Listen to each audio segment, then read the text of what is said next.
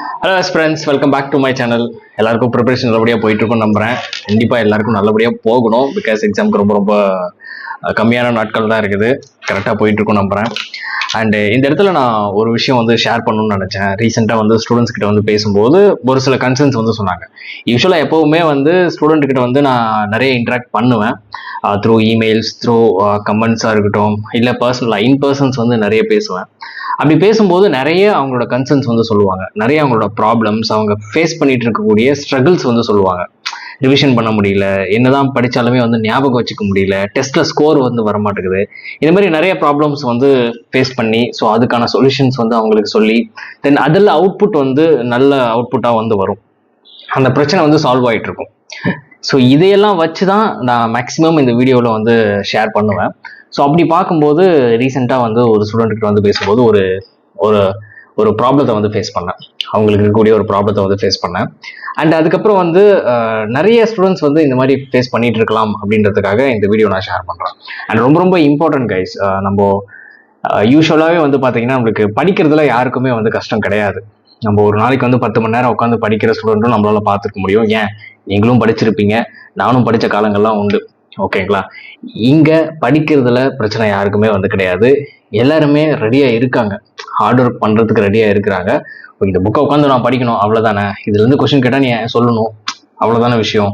நான் வந்து படிப்பேன், கண்டென்ட்டை வந்து அப்டேட் பண்ணணும், ஓகே நான் அப்டேட் பண்ணுறேன் அப்படின்ற மாதிரி படிக்கிறதுல பிரச்சனையே இல்லை.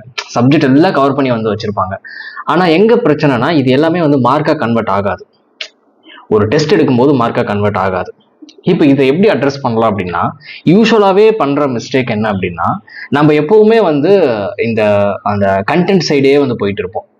ஃபேக்ட், கண்டென்ட், இது எல்லாமே நம்மளுக்கு ஞாபகம் வச்சுக்கணும். ரொம்ப டெப்த்தாக அந்த சப்ஜெக்ட் நாலேஜுக்குள்ளே நிறைய போயிட்டே இருப்போம். சப்ஜெக்ட் நாலேஜ் தேவையே இல்லையான்னு கேட்டிங்கன்னா அப்படி சொல்ல முடியாது. சப்ஜெக்ட் நாலேஜ் வந்து தேவை. ஆனால் எந்த அளவுக்கு தேவை அப்படிங்கிறது ரொம்ப இம்பார்ட்டன்ட்.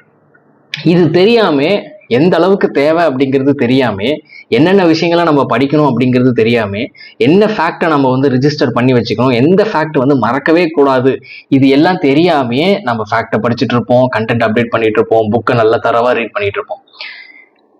இது ஏன் நடக்குது அப்படின்னா, டெஸ்ட் எடுக்கவே மாட்டோம். ஸோ இதுதான் ரொம்ப ரொம்ப இம்பார்ட்டன்ட். நான் நிறைய ஸ்டூடெண்ட்டை வந்து பார்த்துருக்குறேன். ஸோ அந்த எக்ஸ்பீரியன்ஸில் வந்து நான் ஷேர் பண்ணிட்டு இருக்கிறேன். நல்லா படிப்போம். ஒரு புக் இருக்குது அப்படின்னா, இப்போ சே ஃபார் எக்ஸாம்பிள் நம்ம எல்லாருக்குமே ரொம்ப பரிச்சயமான ஒரு சப்ஜெக்ட்னா பாலிட்டி. ஸோ பாலிட்டி எடுத்து வச்சுப்போம், ரீட் பண்ணிகிட்டே இருப்போம். ஒரு சாப்டரா ரீட் பண்ணிகிட்டே இருப்போம். அதில் டிஃபிகல்ட்டே இருக்காது. ஒரு நாள் ஃபுல்லாக உட்காந்து பார்த்தீங்கன்னா ரீட் பண்ணிகிட்டே இருப்போம். டெஸ்ட் எடுக்கணும் அப்படின்னா மட்டும் ஒரு பயம் ஒன்று வரும். இது நார்மலாக மேக்ஸிமம் ஆஸ்பிரன்ஸ்க்கு இருக்கக்கூடிய ஒரு பயம். பட் இந்த பயத்தை வந்து ஓகே இது பயமா இருக்குது அப்படின்னு சொல்லிட்டு விட்டுட்டு போகலாமான்னு கேட்டிங்கன்னா அங்கதான் பிரச்சனை. நம்ம படிச்சுட்டே இருப்போம், படிச்சுட்டு இருப்போம். ஆனால் பர்பஸ் ஆஃப் ரீடிங் அப்படின்னு வந்து கேட்டோம் அப்படின்னா, டு சால்வ் த கொஸ்டின். நம்ம எக்ஸாமில் ப்ரிலிம்ஸ் எக்ஸாமோ மெயின்ஸ்லையோ வந்து பாலிட்டிலேருந்து கொஸ்டின் வருது அப்படின்னா அதை நம்ம சால்வ் பண்ணணும். அதுக்கு தான் நம்ம உட்காந்து படிக்கிறோம். ஓகேங்களா? அதுக்கு தான் நம்ம ப்ரிப்பேர் பண்ணுறோம். இதே மாதிரி தான் எல்லா சப்ஜெக்ட்லையும். ஸோ அந்த சப்ஜெக்ட்லேருந்து கொஸ்டின் கேட்குறாங்க அப்படின்னா அதுக்கு நம்ம ஆன்சர் பண்ணணும். ஸோ இதான் இம்பார்ட்டன்ட். அப்போது நம்ம டெஸ்ட் எடுத்து பார்த்தா தானே நம்மளால ஆன்சர் பண்ண முடியுதா இல்லையான்னு தெரியும். இதுதான் நம்ம பண்ணவே மாட்டோம். இதுக்கு ஒரு பயம், ஒரு ஹெசிடேஷன். கரெக்டாக பண்ண முடியுமா, கொஸ்டின்ஸ் ராங்காக போயிடுச்சுன்னா என்ன பண்ணுறது. ப்ராக்டிஸ் பண்ணுற டைம்லேயே நம்ம வந்து பார்த்தீங்கன்னா சேஃபார் இப்போ இன்ஸ்டியூஷனில் மார்க் டெஸ்ட் வந்து வைப்பாங்க. இன்ஸ்டியூட் வீக்கெண்ட்னா போயிட்டு நம்ம மார்க் டெஸ்ட் வந்து எடுப்போம். இல்லை நம்ம வந்து பார்த்தீங்கன்னா டவுன்லோட் பண்ணி கொஸ்டின் பேப்பர் டவுன்லோட் பண்ணி எடுப்போம். ஓகே இது டிஃப்ரெண்ட். அந்த ஸ்கோரை வந்து நம்ம செக் பண்ணுவோம். ஸோ இந்த ஸ்கோர் நல்லா வரணும் அப்படின்ற மாதிரி வந்து ஃபியர் வந்து இருக்கும். பட் படிக்கும் போதே ப்ராக்டிஸ் பண்ணுறதுன்னு ஒன்று இருக்குதுல்ல. ஸோ அந்த ப்ராக்டிஸ் கூட வந்து பார்த்தீங்கன்னா கொஸ்டின் எடுத்து நம்ம சால்வ் பண்ணி பார்க்க மாட்டோம்.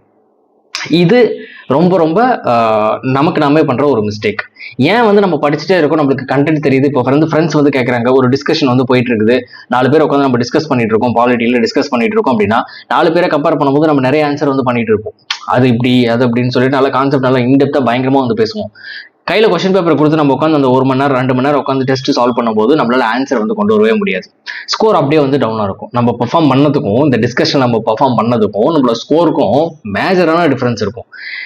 எண்ட் ஆஃப் தி டேல வந்து பார்த்தீங்கன்னா நம்மளுக்கே வந்து டிமோட்டிவேட் ஆயிரும். பயம் வந்து அங்கே தான் கிரியேட் ஆகும். ஸோ டெஸ்ட் எடுக்கலாமா வேணாமா, மார்க் குறைஞ்சி போச்சுன்னா என்ன பண்ணுறது அப்படின்ற மாதிரி. C guys, I am telling you, like read பண்ணுறது எந்த அளவுக்கு இம்பார்ட்டண்ட்டோ, கான்செப்டை புரிஞ்சுக்கிறது எந்த அளவுக்கு இம்பார்ட்டண்ட்டோ, ஃபேக்டை மெமரி பண்ணுறது எந்த அளவுக்கு இம்பார்ட்டண்ட்டோ, அதே அளவுக்கு பேரலாக டெஸ்ட் எடுத்து பார்க்கறதுங்கிறது ரொம்ப ரொம்ப இம்பார்ட்டன்ட். நம்ம ரீட் பண்ணுவோம், கொஸ்டின் பேப்பரை சால்வ் பண்ணி பார்க்க மறந்துடுவோம் இல்லை, நம்மளுக்கு தெரியும். ஆனால் நம்ம இன்னும் கொஞ்சம் படிச்சுட்டு எடுக்கலாம், இன்னொரு டைம் ரிவைஸ் பண்ணிட்டு எடுக்கலாம். இல்லை எனக்கு போதுமான கான்ஃபிடென்ட் இல்லை, நம்ம கொஸ்டின் என்னால் வந்து சால்வ் பண்ண முடியாதுன்னு நான் நினைக்கிறேன், இந்த மாதிரி நமக்கு நாமே வந்து சொல்லிப்போம். ஸோ இது இப்படியே போஸ்ட் பண்ணிட்டு போயிட்டே இருக்கும்.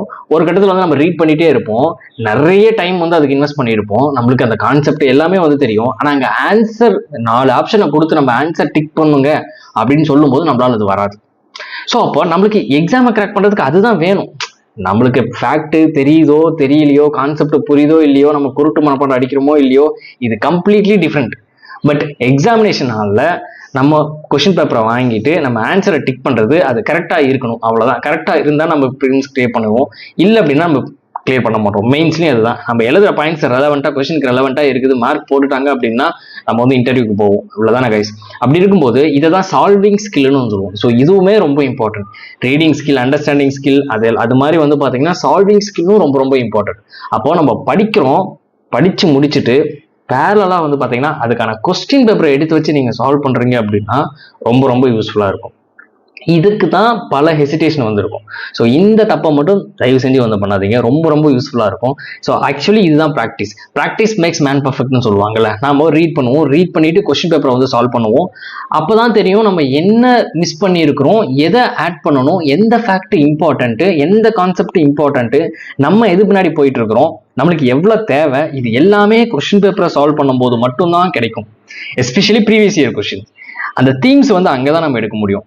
அதை பார்த்துட்டு கொஸ்டின் பேப்பரில் நம்மளால எவ்வளோ சால்வ் பண்ண முடியுது. இப்போ ஃபேக்சுவல் எரர் நிறைய வருது. ஃபேக்சுவல் கேட்குற கொஸ்டினில் நம்மளால ஆன்சர் பண்ண முடியல அப்படின்னா நம்ம என்ன பண்ணுவோம், அந்த சாப்டர் அந்த சப்ஜெக்டை எடுத்து வச்சுக்கிட்டு ஃபேக்ட் என்னென்னலாம் இருக்கோ அது எல்லாமே கான்சென்ட்ரேட் பண்ணி ஃபேக்டை நல்லா மெமரைஸ் பண்ணுவோம். எக்ஸாம்பிள், சால்வ் பண்ணும்போது கான்செப்ஷுவல் கொஸ்டின் இருக்குது, அந்த கான்செப்ஷுவல் கொஸ்டின் நம்மளால வந்து கரெக்டாக சால்வ் பண்ண முடியலன்னு வரும்போது என்ன பண்ணுவோம், அப்போ கான்செப்டை ஸ்ட்ரென்தன் பண்ணணும். அதுக்கு என்ன பண்ணணுமோ அதை பண்ணுவோம். எக்ஸாம்பிள், இன்னைக்கு நிறைய டூல்ஸ் வந்துருக்குது, கூகுள் வந்து பார்க்கும்போது சர்ச் பண்ணி நம்ம வந்து ஈஸியாக வந்து அண்டர்ஸ்டாண்ட் பண்ணிக்கலாம். ChatGPT, ஆப்வியஸா யூடியூப்ல போட்டிங்கன்னா கான்செப்ட் வீடியோ எக்கச்சக்கமாக இருக்குது கைஸ். அதெல்லாம் பார்த்து நம்ம கான்செப்ட் வந்து பில்ட் பண்ணிக்கலாம். நம்மளுக்கு எங்கே லேக் ஆகும் அப்படின்னு வந்து தெரிஞ்சிடும். கேர்லெஸ் மிஸ்டேக் நம்ம பண்றோம் அப்படின்னா அது ஈஸியாக நம்மளால அண்டர்ஸ்டாண்ட் பண்ணி நம்ம திருத்த முடியும். அப்போ கரெக்ட்னு தெரியும், கரெக்ட் இன்கரெக்ட் வந்து கேட்பாங்க, நம்ம வந்து கரெக்ட்னு நினைச்சிட்டு வந்து பார்த்தீங்கன்னா ஆன்சர் வந்து தப்பா சூஸ் பண்ணுவோம். ஆன்சர் பி நம்மளுக்கு தெரியும், ஆன்சர் ஏவை டிக் பண்ணிட்டு வருவோம். நாட்டு இன்கரெக்ட் இதெல்லாம் வந்து சரியா பார்க்காம நம்ம கேர்லெஸ் மிஸ்டேக் வந்து பண்ணுவோம். இப்போ இப்படி பண்ணும்போது நம்மளுக்கு நல்லா கிளீனாவே தெரிஞ்சிடும். படிக்கிறது ஒரு பக்கம் இருந்தாலுமே, என்னதான் கண்டென்ட் வைஸா ஸ்ட்ராங்கா இருந்தாலுமே, அந்த சால்வ் பண்ணும்போது நம்ம presence of mind full concentrate focus இல்லாம இருந்து நம்ம தெளிவா சால்வ் பண்ணல அப்படின்னா ஆப்வியஸா மார்க் வந்து டவுன் ஆகும். அதுக்கு என்னதான் போயிட்டு நம்ம நிறைய புக்ஸ் எடுத்து படிச்சாலுமே சொல்யூஷன் தரப்போறது இல்லை. அப்போ நம்ம எங்க மிஸ்டேக் பண்றோங்கிறத நம்மளுக்கு காட்டி கொடுக்கறதே அந்த டெஸ்ட் பேப்பர் தான். அது எந்த டெஸ்டா இருந்தாலும் சரி, PYQ is best. But institute டெஸ்ட்டும் இந்த இடத்துல மேஜராக ரோல் பிளே பண்ணும். ஏதாவது ஒரு இன்ஸ்டியூட் டெஸ்ட் குப்பை மாதிரி இருக்கு கைஸ் டெஸ்ட். ஸோ அதில் ஏதாவது ஒன்று டவுன்லோட் பண்ணிட்டு எடுத்து வச்சு நீங்கள் ப்ராக்டிஸ் பண்ணும்போது உங்களுக்கே தெரிஞ்சிடும் எங்கே லேக் ஆகும், எங்கே நம்ம அதிகமாக படிக்கணும் அப்படின்னு சொல்லிட்டு. ஸோ இந்த மாதிரி நம்ம இந்த சைக்கிளை வந்து கரெக்டாக இது பண்ணுவோம். ரீட் பண்ணணும், கொஸ்டினை சால்வ் பண்ணணும், மிஸ்டேக் அனாலிசிஸ் பண்ணணும், அதை மறுபடியும் வந்து அந்த சாப்டர் வந்து ரிவைஸ் பண்ணணும், அந்த சாப்டரை நல்லா ஸ்ட்ராங் பண்ணணும், மறுபடியும் அதை டெஸ்ட் பண்ணணும். ஸோ இந்த மாதிரி ஒரு சப்ஜெக்ட்டுக்கு ஒரு 2-3 டெஸ்ட் நல்லா எடுத்து ப்ராக்டிஸ் பண்ணுறீங்க அப்படின்னாவே அந்த சப்ஜெக்ட் நல்லா ஸ்ட்ராங் ஆயிரும். மேக்ஸிமம் 4 டெஸ்ட் அவ்வளோதான் ஒரு சப்ஜெக்ட்டுக்கே. ஸோ இந்த மாதிரி நீங்கள் பண்ணும்போது தான் அந்த சப்ஜெக்ட் வந்து ஸ்ட்ராங் ஆகும். இதுதான் எக்ஸாமுக்கு ஹெல்ப்ஃபுல்லாக இருக்கும். இந்த கண்டென்ட், இந்த நாலேஜ் தான் எக்ஸாமுக்கு ஹெல்ப்ஃபுல்லாக இருக்கும்.